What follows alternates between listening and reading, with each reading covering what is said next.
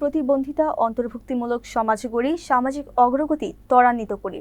এই প্রতিপাদ্যকে সামনে রেখে 34তম আন্তর্জাতিক ও 27তম জাতীয় প্রতিবন্ধী দিবস উপলক্ষে মানিকগঞ্জের ঘিওরের প্রতিবন্ধী শিশু কিশোরদের অংশগ্রহণে একীভূত বার্ষিক ক্রীড়া প্রতিযোগিতা অনুষ্ঠিত হয়েছে। মঙ্গলবার সকালে ঘিওর DN পাইলট উচ্চ বিদ্যালয় মাঠে DRR এর আয়োজনে এই ক্রীড়া প্রতিযোগিতা অনুষ্ঠিত হয়। প্রতিযোগিতায় বিভিন্ন ধরনের খেলাধুলায় অংশ নেন প্রতিবন্ধী শিশু ও কিশোররা। আনন্দঘন পরিবেশে আয়োজিত এই অনুষ্ঠানে অংশগ্রহণকারীদের মাঝে উৎসাহ উদ্দীপনা লক্ষ্য করা যায়।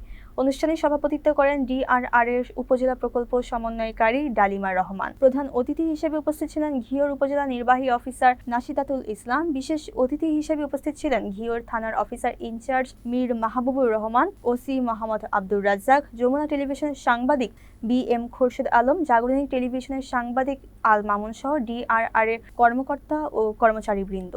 বক্তারা বলেন, প্রতিবন্ধী শিশুদের সমাজের মূলধারায় সম্পৃক্ত করতে খেলাধুলা ও সাংস্কৃতিক কার্যক্রম গুরুত্বপূর্ণ ভূমিকা রাখে। তাদের সক্ষমতা বিকাশে পরিবার, সমাজ ও রাষ্ট্রকে আরও সচেতন ও সহানুভূতিশীল হতে হবে। অনুষ্ঠান শেষে বিভিন্ন ইভেন্টে বিজয়ী প্রতিবন্ধী শিশুদের মাঝে পুরস্কার বিতরণ করা হয়।